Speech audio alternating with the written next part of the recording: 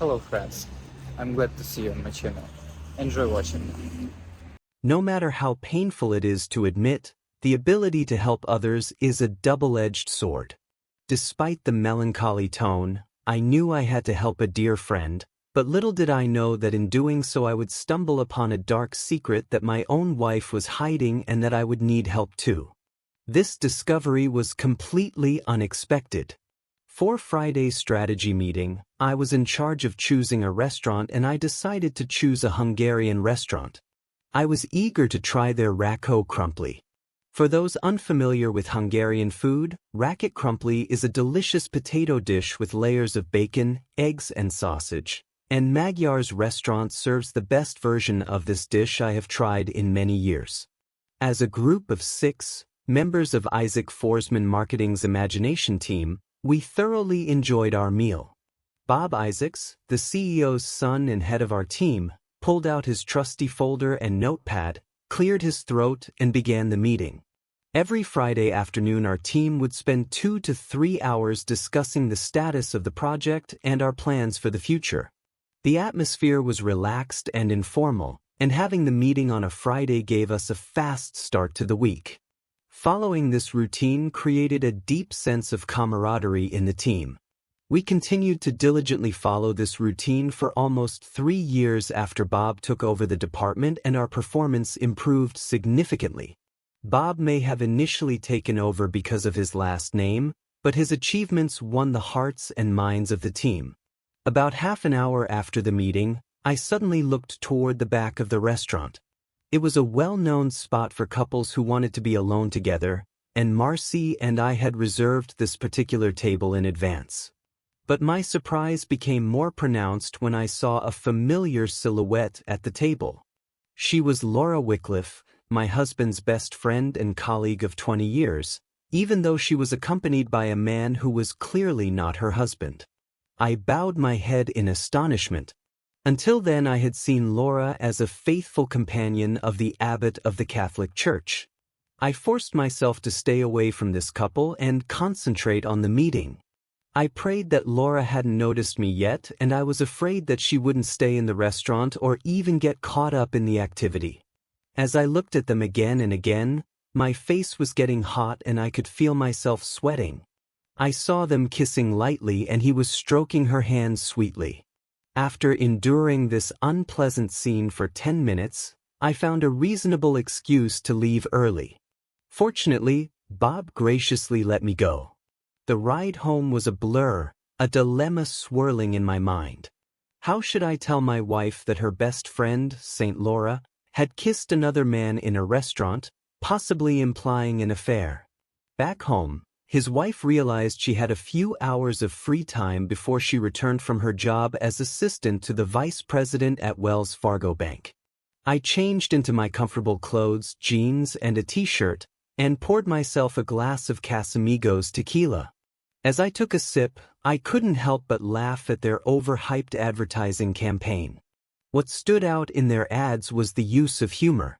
It made me think about the power of a well-executed marketing strategy. George Clooney's appearance as co-owner of Casamigos caught my attention. While I appreciate his simple appeal, the ad seems to target women rather than men. Traditionally, women do not consume more tequila than men. Despite George's endorsement of the product, I doubt it will attract a significant number of female customers. This is just my personal opinion and only time will tell how accurate my prediction is. As is often the case, I think George made the wrong choice in not following Brigadier Isaac's lead, but that's just my opinion. Distracted by the 4th shot, I heard my wife coming in from the garage. Instead of greeting her immediately as I usually did, I was lost in thought. This worried my wife, who entered the family room. "Oh no," she hissed. "Are you going to tell me you need to talk to me?" Marcy sat on the couch in front of my chair, looking like she had been punched in the stomach. "I really need to talk to you.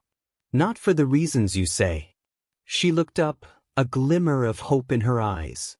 "As far as I know, we're fine. This story has nothing to do with us," I explained.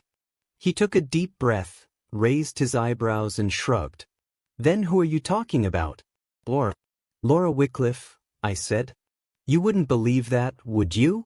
I watched my wife almost fall off the couch, her shocked expression quickly turning to anger. Okay, spill the beans, she said. Or you'll be kicked off the couch for a week. I told him what I had seen at the restaurant and explained that just because Laura was fawning over a man didn't mean she had anything to do with him. Oh my God, he whispered, Laura wouldn't do that, would she? She's your best friend. You know her better than I do, I said, taking a sip of my tequila. Marcy looked at me in silence for a while. So, what's next? I asked. Whatever we do, you're going to want to be in charge. Whatever we do, I'll handle it, she said. I raised my eyebrows. Aren't you going to tell Tim? I asked. How can you? How can you risk it if you're not sure of what you saw? She went on. I don't want to interfere in their marriage without knowing the full story. We have to do something. I don't know all the facts, but from what I've seen, I doubt Laura's loyalty, I countered. If I told you that Tim had been seen kissing another woman, you'd go to Laura right away and talk to her, I reminded her. I'm closer to Laura than I am to Tim, but that doesn't excuse his behavior. But that doesn't excuse her behavior. You can't accuse her without evidence, Mercy insisted. I have to deal with situations more sensitively than you do. Interesting to hear you talk about intruding into other people's personal space, I commented. On Monday and Tuesday, Mercy did not think about Laura. On Wednesday night, after putting our daughter Rose to bed, I asked my wife if she had spoken to Laura. She stumbled a little when I asked, but quickly changed the subject and effectively ended the conversation.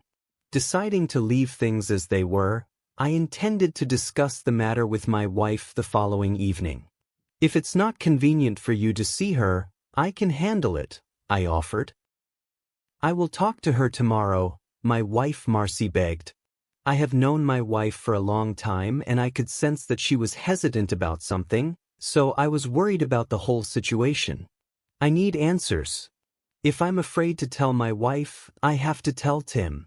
If he cheated on her and found out that I knew about it and didn't tell her, she would naturally be angry. We may not be as close as you and Laura, but she's a long-time friend. Real friends are always honest with each other. If my wife had an affair and my friend knew about it and didn't tell me, our friendship would suffer. I can't let my friend betray me like that, I emphasized to Mercy.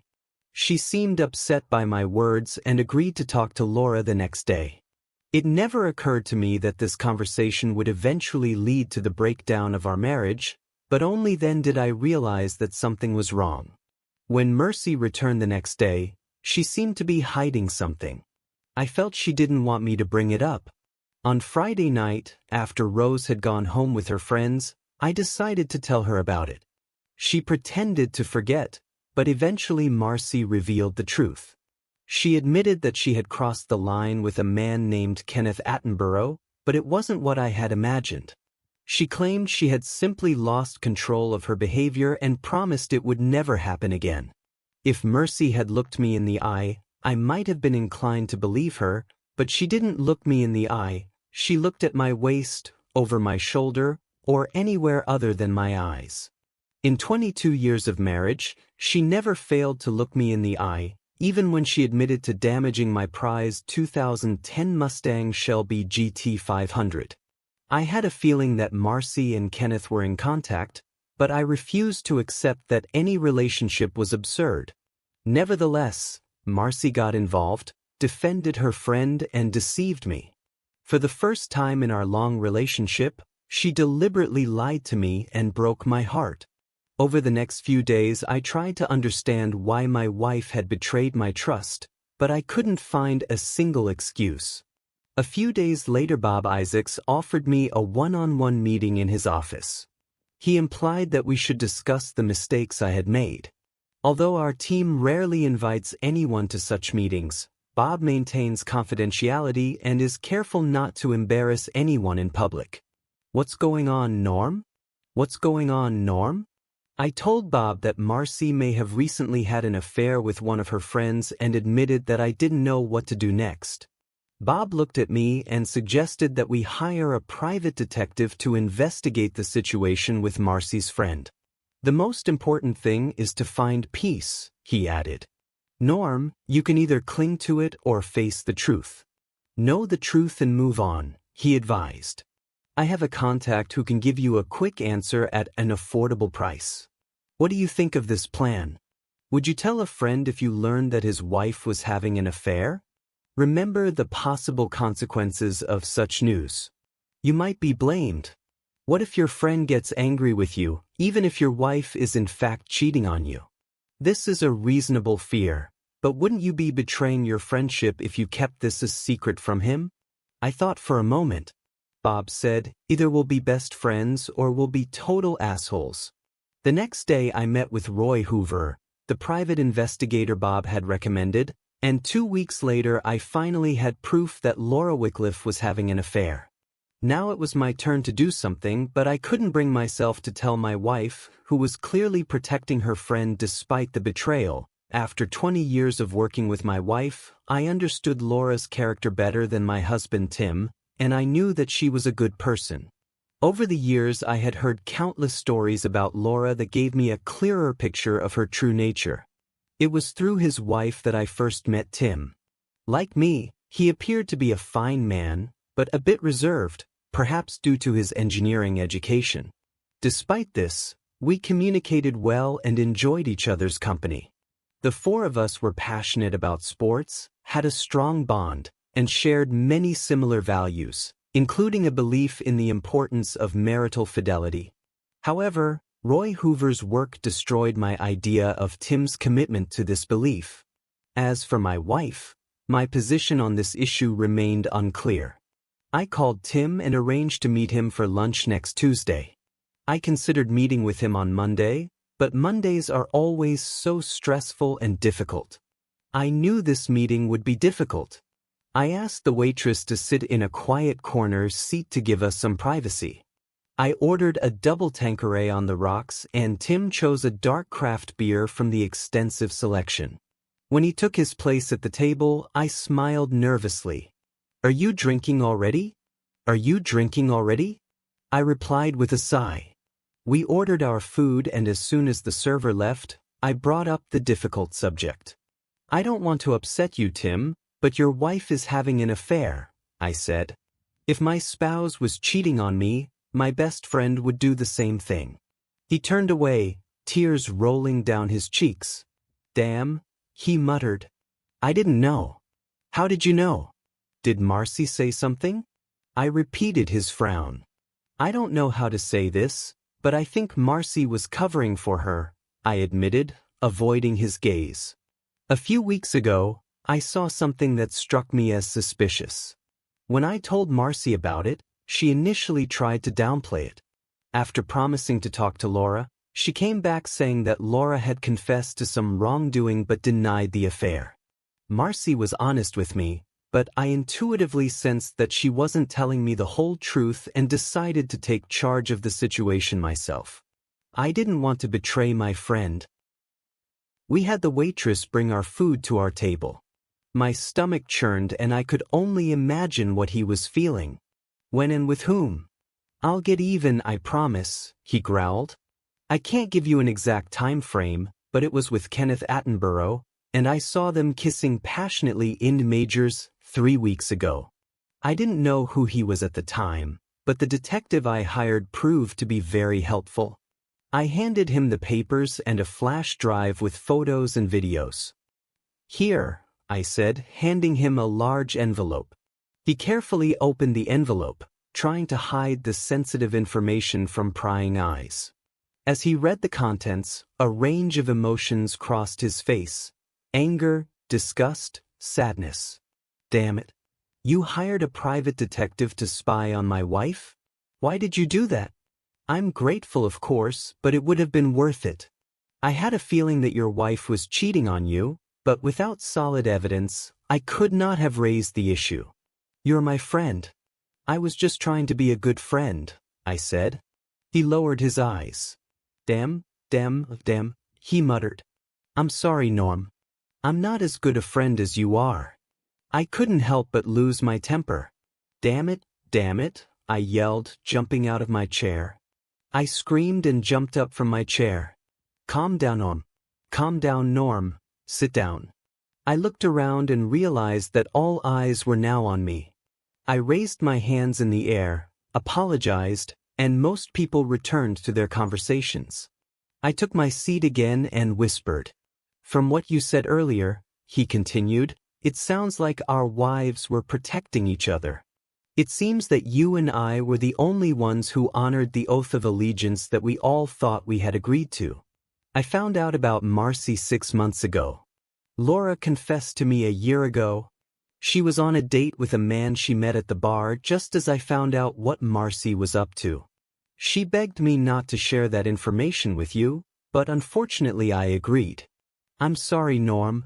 So what you're saying is that my beloved wife has been in a relationship with another man for a year and a half. Do you know his name? Is their relationship still going on? I bombarded him with questions. Yes, it's been a year and a half, and as far as I know, their relationship is ongoing. Sometimes I eavesdrop on their phone conversations. Now that I know the truth, Laura doesn't have to hide anything from me anymore. His name is Bill Holland. He works as a junior executive at a technology company near where the girls work.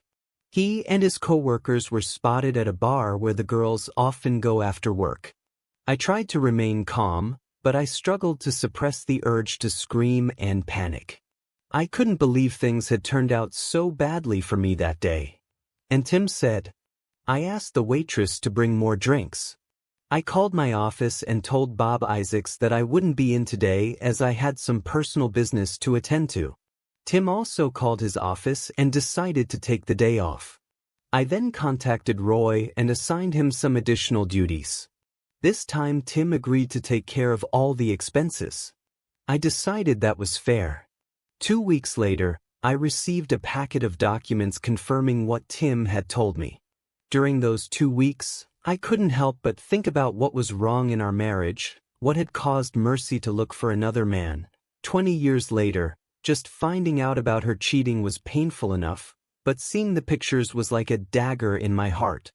The most painful was the picture of her gazing adoringly at him, and it was clear that their connection was more than just physical intimacy. Even though Mercy had been trying to become intimate for 2 weeks, there was no evidence of it. I made excuses to avoid her advances, all the while consumed with the fear that my wife was seeing someone else.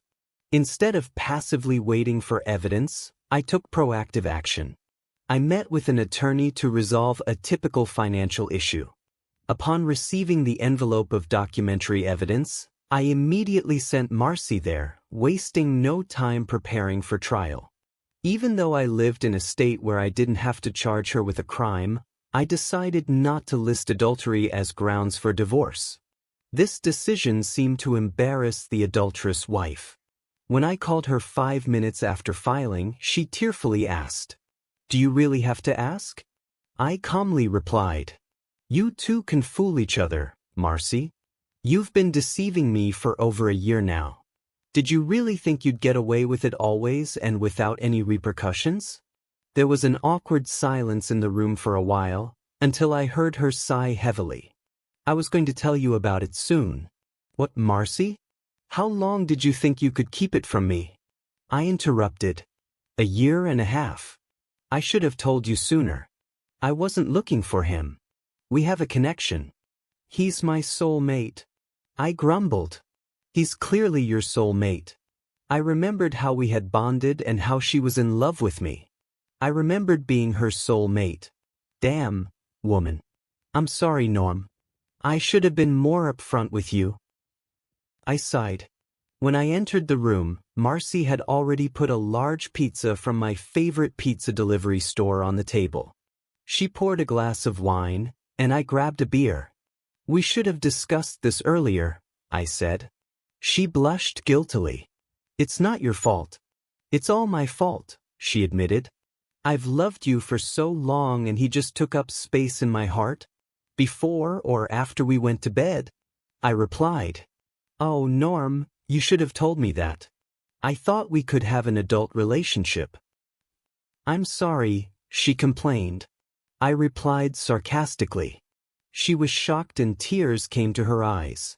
Taking a deep breath, she finally confessed. Yes, I deserved it, I replied.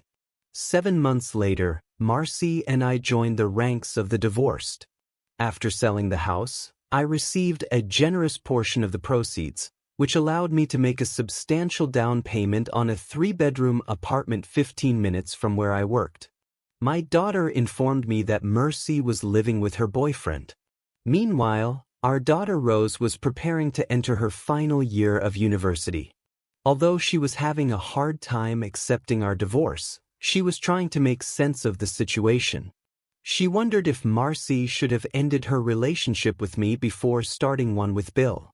In my opinion, it made sense. Dad, everyone should be with the one they love. I hope you find that someday, Rose said.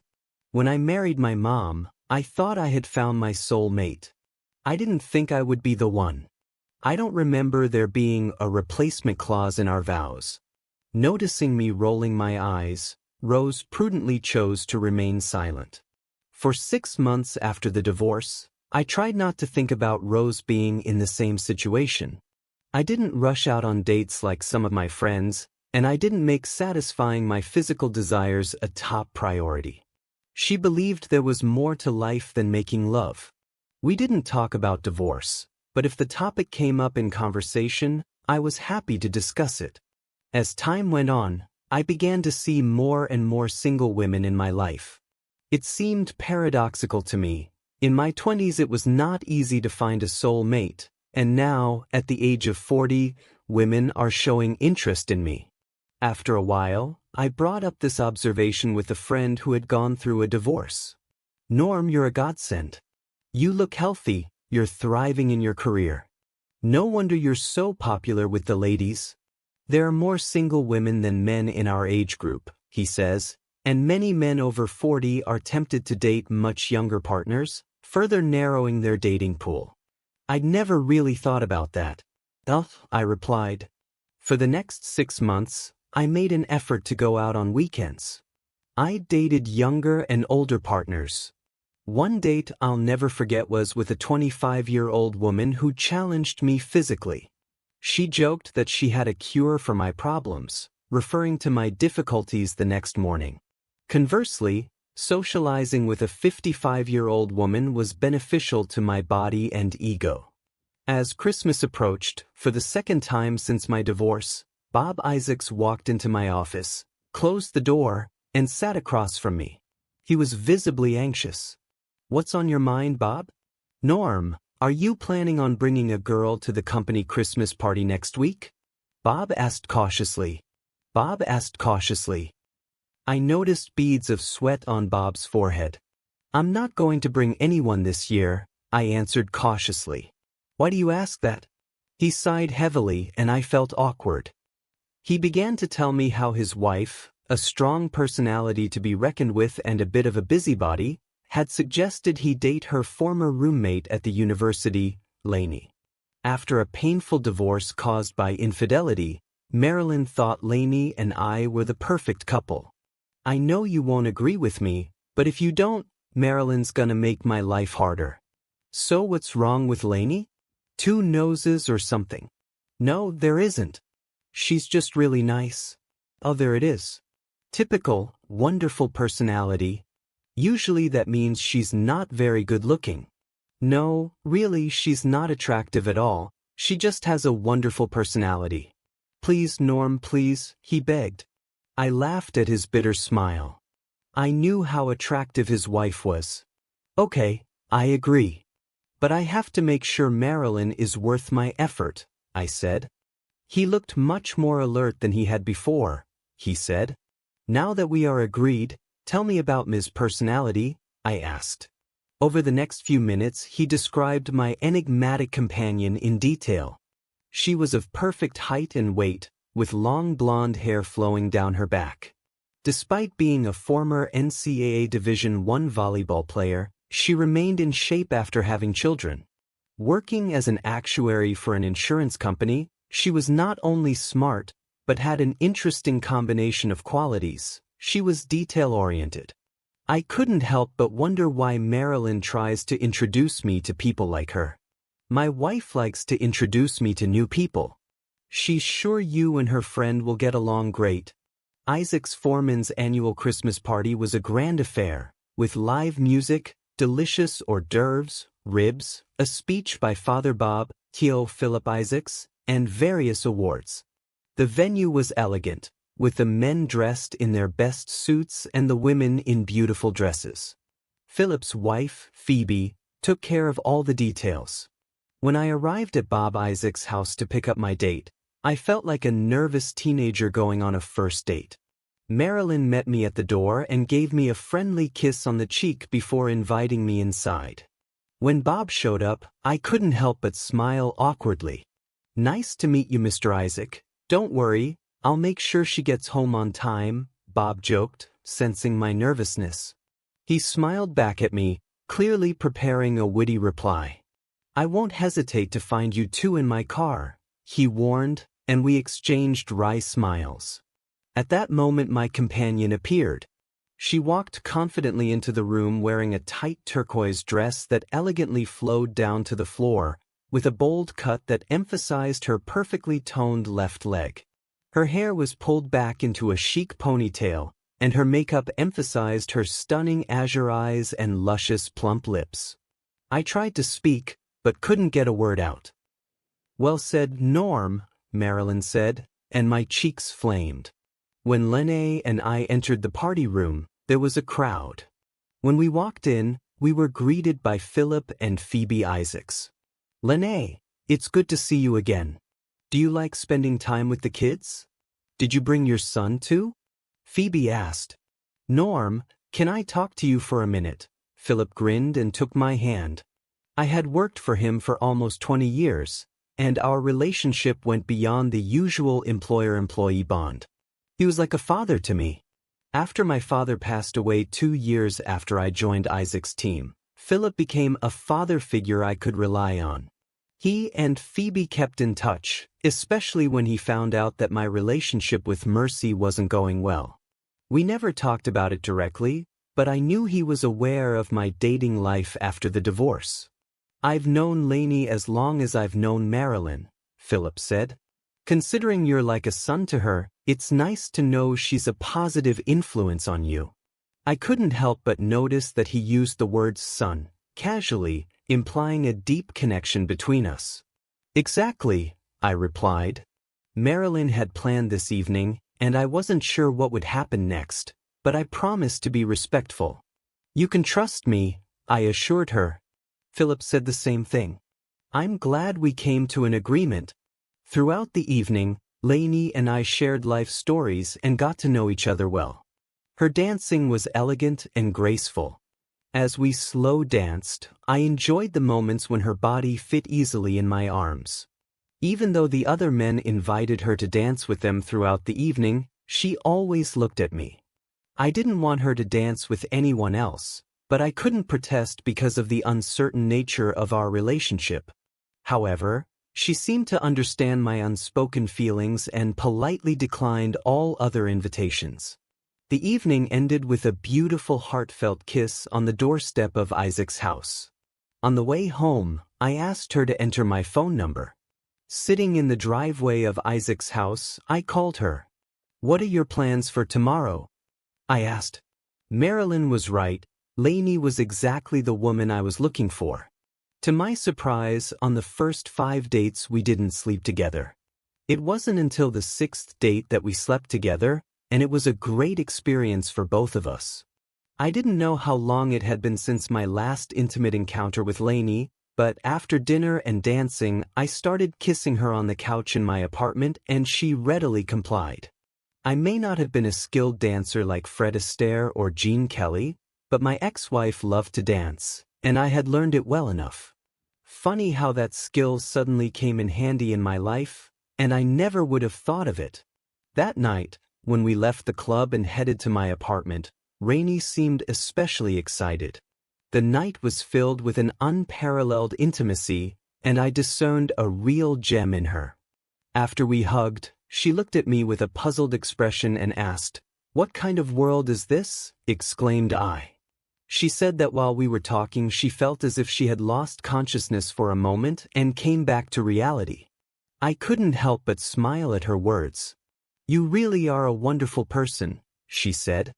I sighed with joy and exclaimed, "Maybe I can repeat this experience in the future?" But she quickly replied, "I can't take it anymore. Your desire is my command," I assured her and leaned in for a passionate kiss. 2 weeks later, I met Rainey's 13-year-old son, Sean. Sean called Bob and Marilyn his uncle and aunt. He was impressed with my abilities at table hockey, table soccer, and frisbee. It was obvious that Sean's father had not spent much time with him during his visit. Sean was shy at first, but by the end of the second day he was attached to me like glue. "I've never heard that you can get along with children," Lainey said, recognizing my newfound talent. "I adore children and have always dreamed of a family with 4 kids. Unfortunately, after my ex-girlfriend had her first child, she didn't want any more children. We had originally agreed to have 2 children, but she changed her mind, and I often think back to the physical sacrifices we had to make. Despite this, she is a devoted mother to her daughter, and I can't fault her parenting skills. I never complained about her as a partner until our relationship came to an end." Rainey asked what had changed in her that Bob and Marilyn had once considered her a worthy woman. "She developed feelings for another man and began to distance herself from me. She even called him her fiancé." Lane suggested they stop talking about her and focus on other things. After 6 months, she finally accepted my offer and changed jobs to be with me. We started looking for a new house together. On a Saturday, I asked Lainey to marry me. The following Monday, Bob walked into my office with a wide smile on his face. "Okay, Marilyn was right," I admitted to Bob. "I admit she was right." "What's the matter?" "You look too happy," Bob replied. "Well," Bob said to me, "I'll tell you what. Just be a good stepfather to my dear nephew."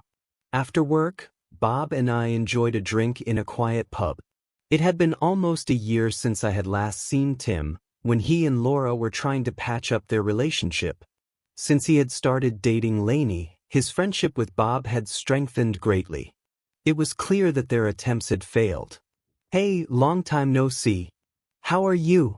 I asked, approaching his table. As I approached, a concerned expression appeared on his face. It was clear that my presence heralded the end of our marriage. "Hi, Norm," he replied. I didn't mean to intrude. I just wanted to say hello. I tried to reassure him. There was no aggression in that. "This is my friend Anna McGill," he introduced. It was clear from his calm demeanor that this young woman in her early 20s was just a friend.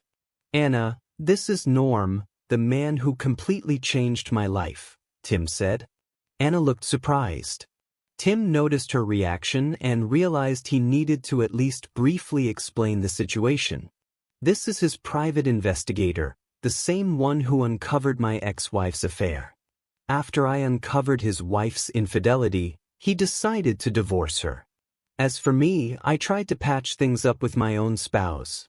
Unfortunately, things didn't go according to plan," Tim explained, smiling wryly. "I don't know if she went back to her boyfriend, but I later found out that a year or so later she resumed the relationship. Can you believe that?" He seemed interested in the recent events in my life. I told him that I was engaged to Lainey when it was all behind me.